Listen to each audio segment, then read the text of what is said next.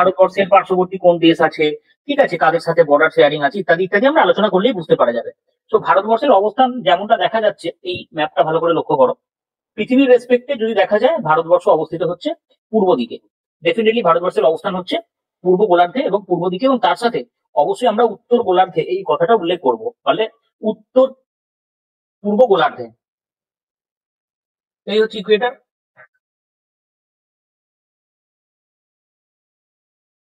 আর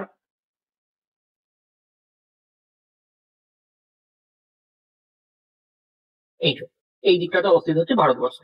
ভারতবর্ষের অবস্থান আমরা যদি দেখি, ভারতবর্ষের উত্তরতম এক্সট্রিমিটি এটা অবস্থিত হচ্ছে Indira call, Northern extremity 8 degree, sorry এটা হচ্ছে 37 degree 6 minute, extremely sorry for that,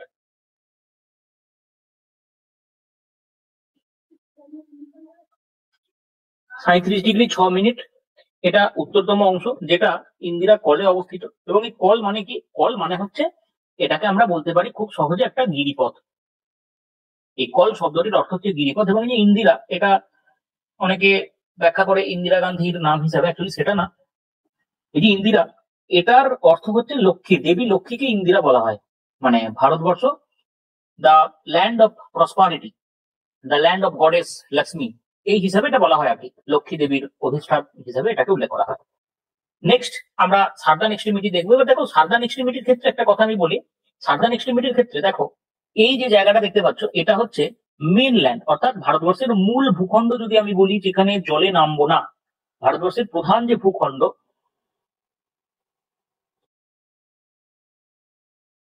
only inland, তখন আমরা কন্যাকুমারী বলবো। এবং এর মান কত? এই যে জায়গাটা, এর মান হচ্ছে 8 degree 4 minute north Latitude, 8 degree 4 minute north Latitude এটা। এবং আমরা এবার যদি লক্ষ্য করি, এই যে জায়গাটা, এটাও তো ভারতের অংশ, হ্যাঁ ভারতের মূল ভূখণ্ডে নয়, কিন্তু এটাও তো ভারতের অংশ। এই যে জায়গাটা, এটার নাম হচ্ছে ইন্দিরা পয়েন্ট, যেটা গ্রেট নিকোবর দ্বীপে অবস্থিত। এই যে এই অংশটা উল্লেখ করা আছে বড় করে দেখতে পাচ্ছ, গ্রেট নিকোবর দ্বীপে অবস্থিত। এটার মান কত? 6 ডিগ্রি 45 মিনিট নর্থ এটার মান, ঠিক আছে।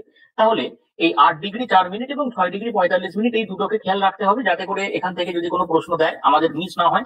নেক্সট আমরা ইস্টার্ন এক্সট্রিমিটিতে যাব, পূর্ব দিকের যে অংশ, দেখো পূর্ব দিকের অংশ এই জায়গাতে অবস্থিত, উত্তর পূর্ব ভারতের অরুণাচল প্রদেশ রাজ্যের কিবিতু নামক জায়গায়। এই যে কিবিতুর অবস্থান, এর অংশ কত? 97 degree 25 minute north, sorry east দ্রাঘিমা। এটা হচ্ছে 97 ডিগ্রি 25 মিনিট ইস্ট, এই জায়গাটাতে আমরা দেখতে পাই। এবং পশ্চিম দিকের যে অংশ তোমরা ম্যাপে দেখতে পাবে, এই যে ওয়েস্টার্ন মোস্ট পয়েন্ট আমি বলছি, এই জায়গাটা, এটা বড় করে দেখানো হয়েছে, গুজরাটের গুহারমতি নামক জায়গা। এটার অবস্থান কত? 68 ডিগ্রি 7 মিনিট ইস্ট। তাহলে ভারতবর্ষের ক্ষেত্রে তোমরা যদি লক্ষ্য করো, একদম মূল ভূখণ্ডে আমরা পাচ্ছি কত? একদম মূল ভূখণ্ডে আমরা পাচ্ছি 8 ডিগ্রি 4 মিনিট থেকে 37 ডিগ্রি 6 মিনিট, এবং 68 ডিগ্রি 7 মিনিট থেকে 97 ডিগ্রি 25 মিনিট।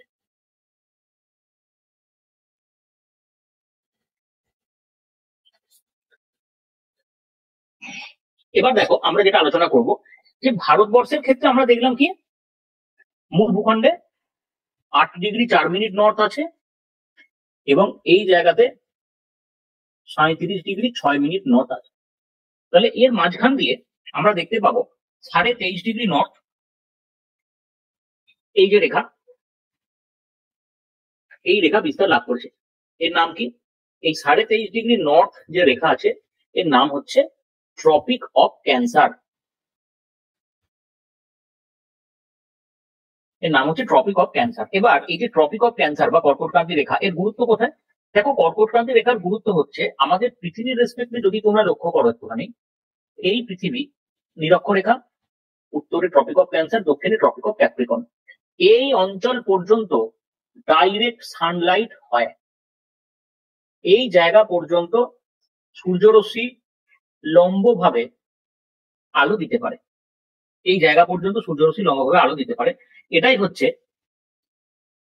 এই জায়গার সব থেকে গুরুত্বপূর্ণ বৈশিষ্ট্য। ফলে ট্রপিক অফ ক্যান্সারের দক্ষিণ দিকের যে অংশ, ট্রপিক অফ ক্যান্সারের দক্ষিণ দিকের যে অংশ, এই দক্ষিণ দিকের অংশে সারা বছর ভালো রকম গরম থাকে, অর্থাৎ এই যে জায়গাগুলো সারা বছর গরম থাকে। এখানে তাহলে টেনশন নেওয়ার কোনো কারণ নেই, ঠিক আছে। কিন্তু এর উত্তর দিকে যদি আমরা দেখি, যে উত্তর দিকে সূর্যরশ্মি কখনো লম্বভাবে কিরণ দিতে পারবে না, ফলে উত্তর দিকের অংশগুলো তুলনামূলক শীতল হতে পারে, তুলনামূলক। এবার তুমি যত উত্তরের দিকে যাবে, দেখো না ভেবে, উত্তরপ্রদেশ ছাড়িয়ে তুমি উত্তরাখণ্ডে যাও, হিমাচল প্রদেশে যাও, একটু বেশি ঠান্ডা পাবে না? ডেফিনেটলি তাই পাবে। তার কারণ কি স্যার? তার কারণ হচ্ছে এই জায়গাগুলিতে সূর্যরশ্মির যে রশ্মি, সেটা তির্যক ভাবে পতিত হয়। সূর্যরশ্মি তির্যক ভাবে পতিত হয়, রাধা সূর্যরশ্মির যে রশ্মি বলার থেকে ভালো সূর্যরশ্মি তির্যক ভাবে পতিত হয়, ফলে এই জায়গাতে আমরা তুলনামূলক শীতলতা দেখতে পাই। এই ট্রপিক অফ ক্যান্সার ভারতবর্ষের টোটাল 8টা রাজ্য দিয়ে গেছে। এই 8টা রাজ্য কি কি ট্রপিক অফ ক্যান্সার যে 8টা রাজ্য দিয়ে গেছে, তাহলে প্রথমে লক্ষ্য করা যাক। প্রথমে হচ্ছে এই গেল গুজরাট রাজ্য, নাম্বার 1 গুজরাট রাজ্য। নাম্বার 2 আমরা দেখতে পাবো রাজস্থান রাজ্য। গুজরাটের পর আমরা পাবো রাজস্থান রাজ্য। তারপর কি, তার আমরা পাবো মধ্যপ্রদেশ রাজ্য। মধ্যপ্রদেশ দিয়ে দেখো এই জায়গা থেকে শুরু হয়ে এই জায়গা পর্যন্ত, এই যে অংশটা, এইটা হচ্ছে লংগেস্ট, এই জায়গাটা হচ্ছে লংগেস্ট, ঠিক আছে। মধ্যপ্রদেশের পর আমরা পাচ্ছি একটুখানি ছত্তিশগড়, তারপর এখানে পাচ্ছি ঝাড়খণ্ড, তারপর পাচ্ছি ওয়েস্ট বেঙ্গল, তারপর পাচ্ছি ত্রিপুরা, তারপর পাচ্ছি মিজোরাম। এই টোটাল 8টা স্টেট আছে। এই 8টা স্টেট দিয়ে ট্রপিক অফ ক্যান্সার বিস্তার লাভ করেছে। এবং তার সাথে সাথে আমরা এই ট্রপিক অফ ক্যান্সারের কারণে ভারতবর্ষের জলবায়ুকে মূলত দুটি অংশে ভাগ করছি। এই দুটি অংশ কি কি? উত্তর দিকের যে অংশটা, তাকে আমরা বলছি, এটার নাম হচ্ছে এক্সট্রা ট্রপিক্যাল, একে আমরা উল্লেখ করছি এক্সট্রা ট্রপিক্যাল। এবং এই যে দক্ষিণ দিকের অংশটা, তাকে আমরা কি বলছি? দক্ষিণ দিকের অংশটাকে আমরা বলছি ট্রপিক্যাল। তাহলে এই এক্সট্রা ট্রপিক্যাল এবং ট্রপিক্যাল, এই যে ব্যাপারটা, একে আমরা বলছি অতিক্রান্তীয়, বাংলা হলে হয়, এবং এই জায়গাটাকে আমরা বলছি ক্রান্তীয়। এই দুটি জলবায়ু অংশে ভাগ করা যাচ্ছে। নেক্সট আমরা দেখবো যে ইন্ডিয়ান স্ট্যান্ডার্ড মেরিডিয়ান, অর্থাৎ এই যে স্ট্যান্ডার্ড মেরিডিয়ান, এইটা ভারতবর্ষের মাঝখান দিয়ে বিস্তার লাভ করেছে। এখন এইটা ধরার কেন প্রয়োজন হলো, তার কারণ দেখো, ভারতবর্ষের একদম পশ্চিম দিকে আমরা পাচ্ছি 68°7' ইস্ট, এবং পূর্ব দিকে আমরা পাচ্ছি কত? পূর্ব দিকে আমরা পাচ্ছি 97°25' ইস্ট, তাই তো? এই 68°7' ইস্ট এবং 97°25' ইস্ট, ঠিক আছে। এই দুটোর মধ্যে আমরা যদি দেখি, এই দুটোর মধ্যে তোমরা অ্যাপ্রক্স হিসাব করো, দেখো 30° পার্থক্য আছে, অ্যাপ্রক্স 30° পার্থক্য দেখতে পাবে। এবার এই যে 30° পার্থক্য, একটা নিয়ম মনে রাখতে হবে, যে প্রতি 1° দ্রাঘিমার পার্থক্য যদি হয়, কোন ক্ষেত্রে 1° যদি দ্রাঘিমার পার্থক্য হয়, এই দ্রাঘিমা পার্থক্য হয় 1°, তাহলে সময় পার্থক্য কত হবে? তাহলে সময় পার্থক্য হয়ে দাঁড়াবে, সময় পার্থক্য হবে 4 মিনিট। তাহলে এবার চিন্তা করে দেখো, এইখানে অরুণাচল প্রদেশ এবং এই জায়গাতে গুজরাট, এই দুটি স্থানের মধ্যে, অরুণাচল প্রদেশ এবং গুজরাট, এই দুটি স্থানের মধ্যে আমরা মেইনলি দ্রাঘিমাগত পার্থক্য কত পাচ্ছি? 30° মোটামুটি পাচ্ছি। তাহলে 30°র জন্য আমার সময়ের পার্থক্য কত হবে বলো? 30° ইন্টু 4 মিনিট সমান সমান আমরা 120 মিনিট পার্থক্য পাবো, বা 2 ঘন্টা। অর্থাৎ এই যে তোমাদের আজকে ক্লাস ছিল কটা থেকে? 7:30 থেকে। আমি ধরে নিচ্ছি আমি আসতে পারিনি, রাস্তায় জ্যামে আটকে গেছিলাম। 7:30টার জায়গায় ক্লাস শুরু হয়েছে 8টা থেকে। তাহলে এবার এই যে 8টা, আমি তো আমার ঘড়িতে যিনি ক্লাস চালান, আমি তাকে বললাম যে তুমি 8টা থেকে ক্লাসটা করো। তাহলে আমার স্টুডেন্টরা জানবে কি করে তাদের ঘড়িতে আর আমার ঘড়িতে কি একসময় 8টা বাজা সম্ভব? কখনোই নয়। ধরো আমি ক্লাসটা নিচ্ছি গুজরাট থেকে, আর তোমরা বসে আছো অরুণাচল প্রদেশে, তাহলে আমার ঘড়িতে যখন 8টা বাজবে গুজরাটে, তোমাদের ঘড়িতে তো তখন রাত 10টা বাজবে, 2 ঘন্টার পার্থক্য তো, ঠিক? হ্যাঁ স্যার। তাহলে এটা কেন দরকার? এবার দেখো, আমি যখন বললাম ক্লাসের কথা, তোমাদের রাকি ম্যাডাম তিনি ক্লাস চালালেন ঠিক 8টার সময় থেকে, লিঙ্ক দিলেন। তাহলে দেখো ক্লাসটা শুরু হলো 8টার সময়তে। ফলত আমাদের দেশে একটা মানে স্ট্যান্ডার্ড টাইম, অফিসিয়াল টাইম আমরা বলি, এই অফিসিয়াল টাইম ক্যালকুলেট করা সম্ভব হলো এর মাধ্যমে। ফলে একটা দ্রাঘিমা রেখা আমাদেরকে ধরে নিতে হলো, কারণ ভারতবর্ষের টোটাল আমরা দেখতে পাচ্ছি 30° পার্থক্য, মানে কি এই 30টি দ্রাঘিমা রেখা বিস্তার লাভ করেছে। 30টি দ্রাঘিমা রেখা এখানে অবস্থান করছে, বুঝতে পারা গেছে? ফলে এই জায়গাতে তাহলে 30টি দ্রাঘিমা রেখা আমার দরকার নেই, একটা দ্রাঘিমা রেখা আমায় নিতে হবে। তার মান কত? তার মান হচ্ছে এই যে রেখাটা, তার মান হচ্ছে 82 ডিগ্রি 30 মিনিট পূর্ব। এই 82 ডিগ্রি 30 মিনিট পূর্ব যে দ্রাঘিমা রেখা, সেটা ভারতবর্ষের 5টা রাজ্য দিয়ে গেছে। তারা কারা কারা? তারা হচ্ছে উত্তরপ্রদেশ, তারপর মধ্যপ্রদেশ, তারপর সিজি মানে ছত্তিশগড়, তারপর ওড়িশা, আর তারপর অন্ধ্রপ্রদেশ। টোটাল এই 5টা রাজ্য দিয়ে এটি বিস্তার লাভ করেছে। ক্লিয়ার? এর মাধ্যমে তাহলে কি হয়? এর মাধ্যমে ভারতের সময় নির্ধারণ করা যায়। এবার দেখো, এটা তো শুধু ভারতের ক্ষেত্রে আমি বললাম, তাহলে ওয়ার্ল্ড এর ক্ষেত্রে যদি তোমাকে দেখানো হয়, ওয়ার্ল্ড এর ক্ষেত্রে অবস্থানটা কেমন হবে লক্ষ্য করে দেখো। আমরা ওয়ার্ল্ড এর ম্যাপ দেখেছিলাম। ধরো এই যে ছবিটা আছে, এই ম্যাপটা আছে, ধরে নাও তাহলে এই হচ্ছে 0 ডিগ্রি। তাহলে 0 ডিগ্রিকে গোটা পৃথিবীর জন্য ধরে নেওয়া হয় যে এটি হলো প্রমাণ অক্ষরেখা। তাহলে এটা গোটা পৃথিবীর জন্য, এই 0 ডিগ্রি গোটা পৃথিবীর জন্য। এবং ভারতের কত? ভারতের আমি বললাম 80 আর 90 এর মাঝখানে, ধরো এই জায়গাটা দিয়ে হচ্ছে ভারতের, অ্যাপ্রক্স হচ্ছে এটা ভারতের, ঠিক আছে? মোটামুটি এরকম ভাবে ধরো।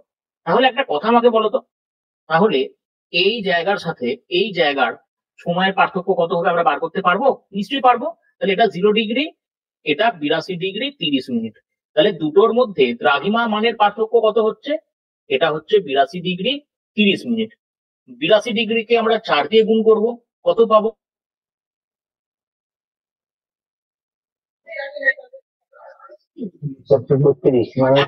সেকেন্ড পাবো, মানে এক্সট্রা 2 মিনিট পাবো। এই দুটোকে অ্যাড করো, 328 আর 2 সমান সমান আমরা বলবো যে 330 মিনিট, বা এটাকে আমরা লিখতে পারি অ্যাজ 5 ঘন্টা 30 মিনিট। তাহলে দেখো, ভারতবর্ষ পূর্ব দিকে অবস্থিত, যেহেতু পূর্ব দিকে অবস্থিত সেই কারণে আমরা উল্লেখ করব যে ভারতবর্ষের সময় কিছুটা অ্যাডভান্স। এবং এই কারণে বলা হয় যে ইন্ডিয়ার সময়, ইন্ডিয়ান টাইম, এইটাই প্রশ্নে পাবে, Indian time is ahead of GMT. এই যে জিএমটি, এটা কি? জিএমটি হচ্ছে গ্রিনিচ মিন টাইম, ঠিক আছে? জিএমটি হচ্ছে গ্রিনিচ মিন টাইম, বিশ্বের প্রমাণ সময়কে এখানে বলা হয়। ব্যাস, মিটে গেল এই পর্যন্ত। এরপর আমরা যাব ভারতবর্ষের এরিয়াতে, জিওগ্রাফিক্যাল এরিয়া আমরা আলোচনা করব ভারতবর্ষের ক্ষেত্রে। দেখো, ভারতবর্ষের যদি জিওগ্রাফিক্যাল এরিয়া দেখা যায় 32,87,263 স্কোয়ার কিলোমিটার, যেটা গোটা পৃথিবীর 2.4% জায়গা নিয়ে অবস্থান করছে। গোটা পৃথিবীর ক্ষেত্রে 2.4% জায়গা নিয়ে অবস্থান করছে। এবং এটা যদি আমরা দেখি যে মোটামুটি ভাবে ওয়ার্ল্ডের র্যাঙ্কিং হিসাবে এটা কিন্তু 7th র্যাঙ্ক হোল্ড করে। এটা 7th র্যাঙ্ক হোল্ড করে, যেটা Russia, Canada, China, USA, Brazil এবং অস্ট্রেলিয়ার পরে। এর মধ্যে এগুলো মনে রাখবে, রাশিয়া, কানাডা, চায়না, এই তিনটে মনে রাখবে। বিশ্বের প্রথম সারির যে দেশগুলি আছে সেগুলোকে অবশ্যই মনে রাখা দরকার। এবং তার পরবর্তীতে দেখো, যেটা বলা হচ্ছে যে আমাদের দেশ ইউরোপের অলমোস্ট সমান আকৃতির আছে, যদি অবশ্য আমরা রাশিয়াকে বাদ দিই, রাশিয়াকে এক্সক্লুড করলে এটা সমান পাবো। কানাডা দেশের 1/3 অংশ আমরা প্রায়, যে কানাডা দেশ আছে তার আয়তনের 1/3 অংশ। ইউনাইটেড কিংডম মানে ইউকে যেটা বলা হয়, তার প্রায় 12 অংশ, মানে 12 গুণ, 12 অংশ বলবো না, তার প্রায় 12 গুণ আমরা অবস্থান করছি। তাহলে এইরকম ভাবে তোমরা যদি লক্ষ্য করো যে ভারতবর্ষ বিভিন্ন দেশের সাথে তার সম্পর্কের ভিত্তিতে, মানে তার যে আয়তন আছে সেই আয়তনের ভিত্তিতে বিভিন্ন রকমের একটা ইয়েতে অবস্থান করছে। ক্লিয়ার? এটা প্রত্যেকের কাছে আশা করছি ক্লিয়ার, এটা অস্বাভাবিক কিছু নেই। এর পরবর্তীতে আমরা কি দেখবো? এর পরবর্তীতে আমরা দেখবো এই জায়গাতে ইন্ডিয়ার কোস্ট লাইন। এটাও একটুখানি পড়তে হবে। আগে আমরা 1970 সালের একটা তত্ত্ব ব্যবহার করতাম, সেই তত্ত্ব অনুসারে 1970 সালের যে তত্ত্ব, সেই তত্ত্ব অনুসারে দেখো আমরা মেনলি কি দেখতে পাবো। সেই তত্ত্ব অনুসারে দেখতে পাওয়া যাচ্ছে যে স্পেসিফিক্যালি 1962 কিলোমিটার ছিল আন্দামান নিকোবরের, 1214 ছিল গুজরাটের। এইরকম ভাবে টোটাল 7,516 কিলোমিটার আমাদের কোস্ট লাইন ছিল। কিন্তু নতুন যে তথ্যটা পাবলিশ হয়েছে, এই নতুন তথ্য অনুযায়ী আমরা দেখতে পাচ্ছি, এটা 2023-24 সালের তথ্য লেখা আছে, দেখতে পাচ্ছ। এই 2023-24 সালের তথ্য অনুযায়ী আমরা এই যে দূরত্বগুলো, কোস্টাল যে লেন্থ বলা হচ্ছে, এই কোস্টাল লেন্থ গুলি কিন্তু পরিবর্তিত হয়েছে, এবং এই পরিবর্তিত কোস্টাল লেন্থটা তোমাদেরকে এখন একটু মুখস্থ করতে হবে। ঠিক আছে? স্যার সবকটাই কি মুছে রাখতে হবে নাকি না, একদম সবকটা না, একদম সবকটা না, প্রথম, দ্বিতীয়, তৃতীয়। আর স্যার ওয়েস্ট বেঙ্গলটা, আর ওয়েস্ট বেঙ্গলটা, আর কিচ্ছু দরকার নেই। ঠিক আছে। সবকটা তুমি আমায় বললে আমিও কি মনে রাখতে পারবো? আমিও পারবো না, এটা মানুষের পক্ষে সম্ভবই না, খুব চাপের ব্যাপার। এর পরবর্তীতে আমরা এবার দেখবো ল্যান্ড বর্ডার, অর্থাৎ এবার এই জায়গা থেকে প্রশ্ন কিন্তু তোমরা এক্সপেক্ট করতে শুরু করবে যে ভারতবর্ষের বিভিন্ন যে বর্ডার আছে এই বর্ডার গুলি সম্বন্ধে আলোচনা। যেমন বাংলাদেশের সাথে 4096 কিলোমিটারের বর্ডার আমরা পাই, পশ্চিমবঙ্গ, আসাম, মেঘালয়, ত্রিপুরা এবং মিজোরাম রাজ্যের সাথে, এবং এই বর্ডারের নাম হচ্ছে র্যাডক্লিফ লাইন। কারণ এই বর্ডার যখন হয় 1947 সালে, তখন কিন্তু এটা তো বাংলাদেশ হিসাবে ছিল না, তখন এটা ছিল পাকিস্তানের পূর্ব অংশ হিসাবে।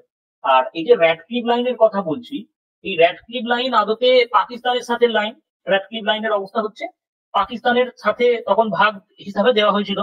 ফলে সেই সময়তে যেহেতু এটা পাকিস্তানের পূর্ব দিকের অংশ বা তৎকালীন পূর্ব পাকিস্তান বলা হতো, তাই এটা র্যাডক্লিফ লাইন হিসাবে থেকে গেছে, এবং এটা দেখাশোনা করে বর্ডার সিকিউরিটি ফোর্স। তারপর চায়নার সাথে আমরা পাবো 3488 কিলোমিটার, হিমাচল প্রদেশ, উত্তরাখণ্ড, সিকিম, অরুণাচল প্রদেশ এবং লাদাখ। আর এর যে লাইন তার নাম হচ্ছে McMahon line. Indo Tibetan border police force এটা দেখাশোনা করে। পাকিস্তানের সাথে 3323 কিলোমিটারের বর্ডার তোমরা এখানে দেখতে পাবে, গুজরাট, রাজস্থান, পাঞ্জাব এই তিনটে রাজ্য, এবং জম্মু কাশ্মীর আর লাদাখ এই দুটি ইউনিয়ন টেরিটরি। দেখো এখানে উল্লেখ করে দিয়েছি, Jammu Kashmir as UT, Ladakh as UT এখানে অবস্থান করছে। র্যাডক্লিফ লাইন আমরা বাংলাদেশের সাথে বলতে গিয়ে যেটা বললাম যে এখানে স্যার সাইরিল র্যাডক্লিফ বলে যিনি ছিলেন, এই সাইরিল র্যাডক্লিফের নাম অনুসারে অ্যাকচুয়ালি এই নামটা হয়েছে র্যাডক্লিফ লাইন, এটাও বিএসএফ দ্বারা দেখাশোনা হয়। নেপাল এরপর 1751 কিলোমিটার। নেপাল যদি দেখো এখানে কার সাথে পাবে, উত্তরাখণ্ডের সাথে পাবে, উত্তরপ্রদেশের সাথে পাবে, বিহারের সাথে পাবে, ওয়েস্ট বেঙ্গলের সাথে পাবে, সিকিমের সাথে পাবে। টোটাল 5টা আমরা পাবো, উত্তরাখণ্ড, উত্তরপ্রদেশ, বিহার, ওয়েস্ট বেঙ্গল এবং সিকিম। সশস্ত্র সীমা বল, এটা আমাদের যে সেন্ট্রাল পুলিশ অর্গানাইজেশন আছে সিপিও, এই সেন্ট্রাল পুলিশ অর্গানাইজেশন কর্তৃক, যেটাকে আমরা আধা সামরিক বাহিনী বলি, বা বাংলাতে আরো সহজে প্রচলিত কথায় 8 বাহিনী, এই 8 বাহিনীর মধ্যে এদেরকে ইনক্লুড করা হয়েছে। এরপর আমরা পড়বো মায়ানমারের সাথে 1643 কিলোমিটারের বর্ডার, এবং এর একটা ছোট্ট ছড়ার মতো বলে দিই, মনে রাখবে, অরুণামামি। অরুণা মানে প্রথমে হচ্ছে অরুণাচল প্রদেশ, এই হচ্ছে দেখো অরুণাচল প্রদেশ মায়ানমারের সাথে যদি দেখো। তারপর না মানে হচ্ছে নাগাল্যান্ড, মা মানে হচ্ছে মণিপুর, আর মি মানে হচ্ছে মিজোরাম।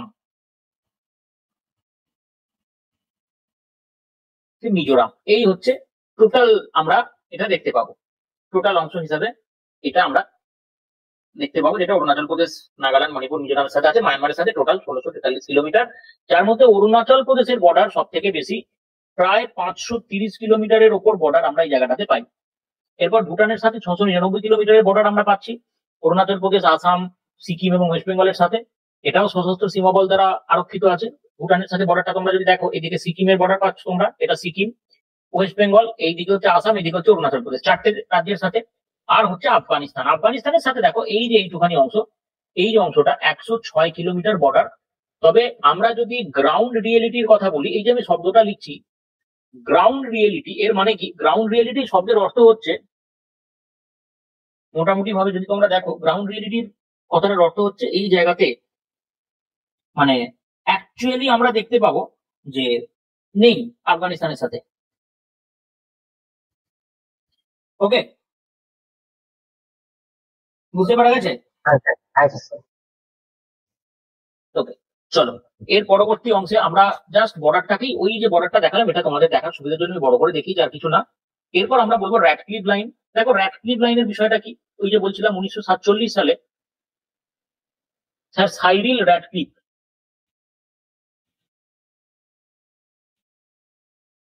1947 সালে স্যার সাইরিল র্যাডক্লিফ একটা লাইন টেনে দেন। ম্যাপেতে তোমরা দেখতে পাচ্ছ দুদিকে আছে দাগ দেওয়া, একদিকে পাকিস্তানের সাথে এর অংশ আছে আর একদিকে বাংলাদেশের সাথে অংশ আছে। এই লাইনটাকে অ্যাক্টিভ লাইন বলা হচ্ছে, যেটা ভারত ও পাকিস্তানের মধ্যে তৎকালীন সময় বর্ডার শেয়ার করেছিল। নেক্সট আমরা বলবো আরেকটা অংশ, সেটা হচ্ছে সার ক্রিক রিজিয়ন। এই যে সার ক্রিক রিজিয়ন, এটা অনেক সময় জিজ্ঞাসা করে যে জলভাগের মধ্যে দিয়ে ভারত ও পাকিস্তানের বর্ডার কোনটা। দেখো জলভাগের ক্ষেত্রে যদি তোমরা লক্ষ্য করো, এই অংশটার অবস্থান হচ্ছে এই জায়গাটাতে, এই জায়গাটাতে। এবার এইটা হচ্ছে আরব সাগরের একটা খাঁড়ি, সার ক্রিক মানে হচ্ছে খাঁড়ি। এখানে কি হয়েছে তোমরা লক্ষ্য করো যে গ্রিন কালার করা আছে, এই যে গ্রিন কালার অংশটা, পাকিস্তান এটা দাবি করে যে এই পর্যন্ত পাকিস্তানের অংশ। আর স্বাভাবিকভাবেই আরেকটা বিষয় হচ্ছে, এখানে আমরা দেখতে পাবো যে ভারত, তাহলে অন্যদিকে এই যে ব্লু কালার অংশটা আছে, ভারত ওখানে দাবি করছে কি, ভারত ওখানে দাবি করছে যে এইটা হচ্ছে আমাদের অংশ। এবার দেখো, এবার এই অংশে ভারত এবং পাকিস্তানের বিরোধ মেটানোর জন্য একটা বিষয়কে সাহায্য নেওয়া হয়, তাকে কি বলা হয়, তাকে বলা হয় থলওয়েগ নীতি বা থলওয়েগ প্রিন্সিপাল। এটা কি, এই থলওয়েগ প্রিন্সিপাল অনুযায়ী বলা হয় যে কোনো জলভাগের মাঝখানের অংশটা তুলনামূলক সর্বাধিক গভীর। ফলে এই গভীর অংশে, মাঝখানের অংশে তুলনামূলক সর্বাধিক গভীর, তো ফলে এই গভীর অংশে যদি তুমি যাও, সেই গভীর অংশের থেকে দুদিকে ভাগ করে দেওয়া হয়েছে, পাকিস্তানের দিকে অর্ধেক, এই দিকে অর্ধেক। এই থলওয়েগ প্রিন্সিপাল দিয়ে আপাতত এই জায়গাটাতে শান্তি বজায় আছে। আমরা যদি লক্ষ্য করি এই জায়গাটা ব্যাপক বিতর্কের কারণ, ফলে আপাতত এই জায়গাটাতে শান্তি বজায় আছে এইটুখানি জায়গার উপর ভিত্তি করে। ওকে, নেক্সট আমরা দেখবো লাইন অফ কন্ট্রোল। এই যে লাইন অফ কন্ট্রোল, এই যে লাইন অফ কন্ট্রোল জায়গাটা দেখতে পাচ্ছ, এটা মূলত ভারত এবং পাকিস্তানের মধ্যে একটা, বলা যেতে পারে এটাকে বলা হয় মিলিটারি কন্ট্রোল লাইন। এটা হচ্ছে মিলিটারি কন্ট্রোলের অবস্থা। এই দিকটা হচ্ছে পাকিস্তান অকুপাইড কাশ্মীর এবং এই দিকটা হচ্ছে ভারত। এবং এই যে আকসাই চীনের কাছে দেখো, এই যে জায়গাটা আমরা লক্ষ্য করছি, এইখানেও আরেকটা লাইন আছে, যে লাইনটার নাম আমরা তো এলওসি বলি। একটা হচ্ছে এলওসি, এই যে লাইনটা এলওসি লাইন, আর এইদিকে এই যে লাইনটা দেখতে পাচ্ছ, এটাকে বলা হয় এলএসি। এলএসি কথাটার অর্থ হচ্ছে actually line of actual control. এটার অর্থ হচ্ছে লাইন অফ অ্যাকচুয়াল কন্ট্রোল। অনেকে এটাকে এলওএসিও বলে, অনেকে এটাকে এলওএসিও বলে থাকে। নেক্সট আমরা ডুরান্ড লাইনের কথা বলবো। ঠিক ডুরান্ড লাইনের অবস্থান কোনটুখানি জায়গায়, এইটুখানি জায়গা। এবার বিষয় হচ্ছে, আমরা যদি দেখি এই যে 107 কিলোমিটার লাইনের কথা আমরা বলছি, এই ডুরান্ড লাইন কবে ঘোষণা হয়েছে? 1896 সালে। চিন্তা করে দেখো, এই যে 1896 সালের কথা বলছি, এই সময়তে প্রকৃত অর্থে তখন তো পাকিস্তান তৈরি হয় না, ফলে এই সময়টা ভারত এবং আফগানিস্তানের মধ্যে বর্ডার হিসাবে ছিল। ঠিক আছে, এখন তার পরবর্তীতে যদি দেখা যায় যে এই যে জায়গাটা, ঠিক আছে, সেটা তো পাকিস্তান দখল করে নিচ্ছে, মানে তখন বলা হচ্ছে যে পাকিস্তান এবং আফগানিস্তানের মধ্যে জায়গা। কিন্তু যখন 1896 সাল, সেই সময় কোথায় পাকিস্তান কোথায় কি, ঠিক আছে, কোথায় পাকিস্তান কোথায় কি। ফলস্বরূপ আমরা যদি দেখি তত্ত্বগতভাবে, আমরা এই জায়গাটাতে দেখতে পাবো যে ভারতের সাথে বর্ডার শেয়ার করছে, কিন্তু যদি এটা বলা হয় যে গ্রাউন্ড রিয়ালিটি, তাহলে কিন্তু এটা সম্পূর্ণ আলাদা। ক্লিয়ার প্রত্যেকের কাছে? এর পরবর্তীতে ওকে, দেখো জায়গাটা বুঝতে পারবে, মানে শুধুমাত্র কইটুখানি জায়গা, এই জায়গাটা, এবং আমাদের তো এটা পাকিস্তান অকুপাইড কাশ্মীর, সেই জন্য বলা হয়। নেক্সট আমরা মায়ানমারের সাথে বর্ডার দেখবো, অলরেডি আমরা আলোচনা করেছি। এই জায়গাটা একবার দেখে নাও, এই যে Arunachal Pradesh 520 kilometre, Nagaland 215 kilometre, 398 kilometre Manipur এবং মায়ানমার, যা যেগুলো বলেছি সেগুলো। ম্যাকমোহন লাইন এবার আমরা পড়বো। ম্যাকমোহন লাইন হচ্ছে ভারত এবং চীন দেশের মধ্যে যে বাউন্ডারি লাইন, তাকে বলা হচ্ছে ম্যাকমোহন লাইন। এখন ম্যাকমোহন লাইনের ইতিহাস হচ্ছে এরকম, 1914 সালে স্যার হেনরি ম্যাকমোহন এবং তৎকালীন ব্রিটিশ সরকার, তাদের মধ্যে একটা লাইন নিয়ে দেনা পাওনা হয়, যে ভারত সরকার, মানে তৎকালীন ব্রিটিশ শাসিত ভারত সরকার এবং চীন দেশ, তাদের মধ্যে একটা সমঝোতাতে আসে, এবং এই সমঝোতা অনুসারে একটা লাইন টানা হয়। এটাকেও কিন্তু আমরা বাউন্ডারি লাইন বলি। যেটা প্রকৃত অর্থেই ম্যাকমোহন লাইন কিন্তু গোটা ভারতবর্ষ জুড়ে পাকিস্তান, গোটা ভারতবর্ষ জুড়ে চীনের সাথে লাইন এমনটা না। এটা হচ্ছে অ্যাকচুয়ালি অনলি অরুণাচল প্রদেশের সাথে লাইন।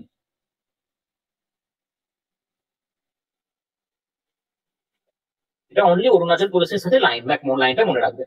দেখতেই পাচ্ছ অরুণাচল প্রদেশের সাথে লেখা আছে। এবার আমরা ইন্দো ভুটান বর্ডার অলরেডি আলোচনা করেছি, এটা বলার কিছু নেই। ইন্দো নেপাল বর্ডার আলোচনা করেছি। এবার আমরা এখানে যেটা করবো ম্যারিটাইম বাউন্ডারি, অর্থাৎ জলপথের বাউন্ডারি। এই পর্যন্ত স্থলপথটা পুরো কমপ্লিট। স্থলপথের কোথায় কোথায় বাউন্ডারি আছে যেগুলো আলোচনা করলাম দেখলে। জলপথের বাউন্ডারি মানে কি স্যার? দেখো ভারতবর্ষের ক্ষেত্রে তুমি যদি দেখো ভারতবর্ষের অবস্থান, ভারতবর্ষের আশেপাশে কিন্তু যে দেশগুলি আছে তাদের মধ্যে কিছু দেশ আছে যারা কিনা তোমার স্থলপথে যুক্ত, আবার জলপথেও যুক্ত। আবার কিছু দেশ এমন আছে যারা কেবলমাত্র জলপথে যুক্ত, স্থলপথে তাদের কোনো সম্পর্ক নেই। এই একটা ব্যাপার আমরা দেখতে পাই। তাহলে এই ম্যারিটাইম বাউন্ডারিটা আমরা প্রথমে দেখবো যে ভারতবর্ষের নিজস্ব জলের এরিয়া কতটা, সেটা হচ্ছে 12 নটিক্যাল মাইল। এই যে 12 নটিক্যাল, এই নটিক্যাল শব্দটা কিসের সাথে যুক্ত? এটা সি বা সমুদ্র বা ওশান, তুমি যাই বলো না কেন, তার সাথে যুক্ত। এবং মনে রাখবে যে 1 নটিক্যাল মাইল 1 NM এটা রিপ্রেজেন্ট করে 1.86 কিলোমিটারকে। তাহলে যখন আমি 12 নটিক্যাল মাইল বলছি তাহলে এর সাথে 1.86 মাল্টিপ্লাই করো, ঠিক আছে, প্রায় 21 পয়েন্ট সামথিং কিলোমিটার আমরা পাবো যে ভারতবর্ষের স্থলভাগ, মানে এই যে কোস্টাল লাইন, এমন এই কোস্টাল লাইন থেকে জলের দিকে প্রায় 21 কিলোমিটার দূর পর্যন্ত এটা বিস্তৃত। প্রায় 21-22 কিলোমিটার পর্যন্ত ভারতের নিজস্ব অঞ্চল, যেখানে ভারতবর্ষের মানে স্থলভাগে যেমন অর্থনৈতিক ক্ষমতা, স্থলভাগে যেমন শাসন করার ক্ষমতা, জলভাগেও সেটা করতে পারে। তারপর আরো 12 নটিক্যাল মাইল পর্যন্ত, মানে 24 নটিক্যাল মাইল বলা হচ্ছে, তারপরে আরো 12 নটিক্যাল মাইল পর্যন্ত যদি আমরা যাই, এই 24 নটিক্যাল মাইল পর্যন্ত অঞ্চলকে বলা হয় contiguous zone. So what is contiguous zone? অর্থাৎ এই জায়গাতেও ভারতবর্ষের কিছু অধিকার আছে, যেমন কিছু ফিসকাল রাইট আছে। ফিসকাল রাইট মানে কি? ফিসকাল রাইট মানে এখানে মনে রাখবে অর্থনৈতিক অধিকার। কিছু কেমন এই জায়গাটাতে অর্থনৈতিক অধিকার আমরা পাই। কিছু এক্সাইজ রাইট আছে, অর্থাৎ উৎপাদন সংক্রান্ত অধিকার।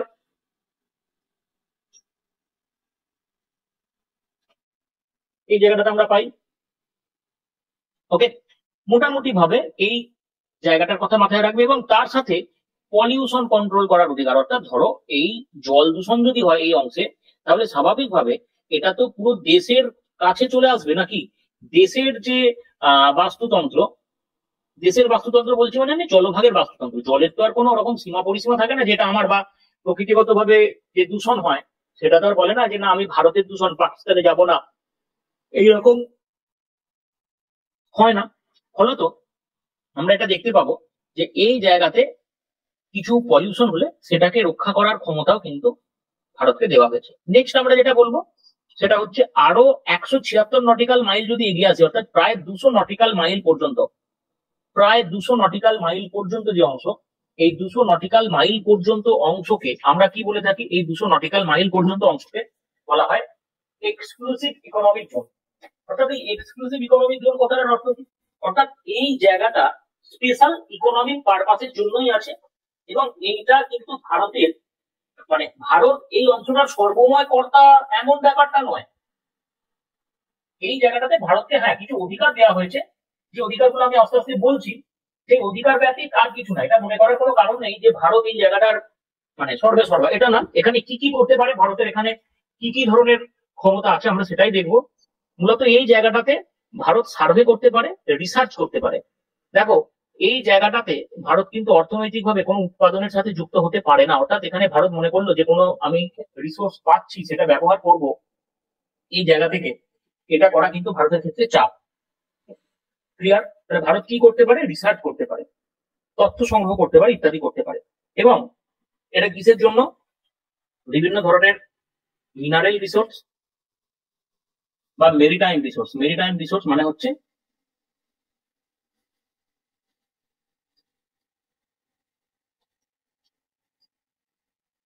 সম্পত্তি বলা যেতে পারে। ওকে, নেক্সট আমরা ভারত ও শ্রীলঙ্কার মধ্যে যে অবস্থান আছে আমরা সেটা দেখব। ভারত ও শ্রীলঙ্কা দেশের মধ্যে আমরা যদি দেখি, তাহলে দেখো প্রথমে পাবো পক স্ট্রেট রিজিয়ন, বা যেটাকে আমরা পক প্রণালী বলি। এবার এর মধ্যে থেকে স্ট্রেট কাকে বলে এটা আমরা পরে দেখছি। স্ট্রেট শব্দটির অর্থ হচ্ছে প্রণালী, আপাতত এইটুখানি দেখো, পক প্রণালী। তারপর পক বে, বে কাকে বলে? বে মানে হচ্ছে উপসাগর। তারপর এখানে তোমরা দেখতে পাবে পক বে হলো, তারপর হচ্ছে দেখো পাম্বান আইল্যান্ড, পাম্বান আইল্যান্ড। তারপর হচ্ছে এই জায়গাতে অ্যাডামস ব্রিজ, বা যেটা একটা সিনেমাও আছে। আর হচ্ছে গালফ অফ মান্নার, এই জায়গাটা হচ্ছে গালফ অফ মান্নার। তাহলে এখানে গালফ, এই গালফ মানে উপসাগর কিন্তু এক প্রকার। তাহলে প্রথমে আমাদেরকে বুঝতে হবে যে গালফ এবং বে, এই দুটো শব্দের পার্থক্য কোথায়। এই গালফ এবং বে, এই দুটো শব্দের পার্থক্য কোথায়, কোন জায়গাতে আমরা যদি দেখি, তাহলে দেখো স্পেসিফিক্যালি আমরা এখানে লক্ষ্য করব যে বে মানে হচ্ছে বেশি উন্মুক্ত জায়গা। তোমরা যদি ইন্ডিয়ার ম্যাপ দেখো, আমি জাস্ট এখানে দেখাচ্ছি, মোটামুটি ইন্ডিয়ার ম্যাপের ক্ষেত্রে এইরকম ভাবে দেখতে পাবে, এইদিকে মায়ানমার চলে গেছে, এই যে জায়গাটা, এইটা বেশি ওপেন। তো অন্যদিকে আমরা গালফ যে অংশটা বলছি, এই যে জায়গাটা, এর ওপেননেসটা তুলনামূলক কম। আমরা একে কি বলছি? একে বলছি গালফ অফ ক্যাম্বে, খাম্বাকের উপসাগর। অন্যদিকে কি বলছি দেখো, বে অফ বেঙ্গল, বাংলা উপসাগর। বাংলা করলে দুটোই উপসাগর, বঙ্গোপসাগর, খাম্বাত উপসাগর। কিন্তু অ্যাকচুয়ালি গালফ আর বে এর মধ্যে পার্থক্য হচ্ছে তাদের ওপেননেসের পার্থক্য। বোঝা গেছে? এবার আমি বলবো স্ট্রেট, বা যেটাকে আমরা প্রণালী বলছি। স্ট্রেট কাকে বলে? বলছে a strait is a narrow body of water that connects to larger bodies of water. তাহলে দুটো বড় জলাশয় আছে, এই দুটো বড় জলাশয়কে একটা সরু জলাশয়ের অংশ যুক্ত করছে। দেখো আমি বলতে পারি এদিকে বে অফ বেঙ্গল রয়েছে, এই হচ্ছে বে অফ বেঙ্গল, আর এই দিকে রয়েছে ইন্ডিয়ান ওশানের অংশ, ভারত মহাসাগরের অংশ। তাকে যুক্ত করছে এই সরু জায়গাটা, এটাও তো জলভাগের অংশ। এই যে সরু জায়গাটা যুক্ত করছে, এইটাকে আমি কি বলছি? এই যে সরু জায়গাটা যুক্ত হচ্ছে, এই সরু জায়গাটা যুক্ত করছে, একে আমি বলছি অ্যাজ স্ট্রেট। একে আমি বলছি স্ট্রেট বা প্রণালী। ক্লিয়ার? এর পরবর্তীতে আমরা যেটা আলোচনা করব সেটা হচ্ছে আরেকটা একই ধরনের কনসেপ্ট, তার নাম হচ্ছে ইসমাস। ইসমাস কি? ইসমাস হচ্ছে, আগেরটাতে আমরা দেখলাম যে দুটি জলাশয়, মানে জলাশয় নয়, দুটি জলাভাগ, তাকে কানেক্ট করছে কে? তাকে কানেক্ট করছে আর একটা জলাভাগ। এই জলাভাগটা সাধারণত সরু হয়, সরু একটা জলাভাগ কানেক্ট করছে, তাই তো? এখানে কি বলা হচ্ছে? ইসমাস কি? Narrow strip of land. এইটা হচ্ছে স্থলভাগের অংশ, জলভাগ আর নয়। এই ন্যারো স্ট্রিপ অফ ল্যান্ড, এটা কাকে কাকে কানেক্ট করছে গো? এটা কানেক্ট করছে দুটো বড় স্থলভাগকে। আই রিপিট, একটা ন্যারো স্ট্রিপ অফ ল্যান্ড দুটো বড় স্থলভাগকে কানেক্ট করছে। ক্লিয়ার? এবং তার পরবর্তীতে কি হচ্ছে? তার পরবর্তীতে এই যে জায়গাটা, এটা আবার দুটো ওয়াটার বডি, এটা একটা জলভাগ, এটা একটা জলভাগ। এই দুটি জলভাগকে আলাদা করতে, তখন তাকে আমরা বলি ইসমাস। এটা 2019-এর মেন্স পরীক্ষাতে জিজ্ঞাসা করেছিল, ইসমাসের ডেফিনেশন দাও। তাহলে স্ট্রেট বা প্রণালী এবং ইসমাসের মধ্যে পার্থক্য আশা করছি বোঝা গেছে। বলো, এই পর্যন্ত আমাদের মোটামুটি ভারতবর্ষের যে হ্যাঁ স্যার। পলিটিক্যাল জিওগ্রাফির অংশ আমার এখানে কমপ্লিট হলো। ওকে স্যার, ঠিক আছে, বোঝা গেছে স্যার। বোঝা গেছে? তাহলে এটা দিয়ে দিচ্ছি, তোমরা দেখে নাও। হ্যাঁ স্যার, আপনি তাহলে একটা পিডিএফ একটা দিয়ে দেবেন তাহলে।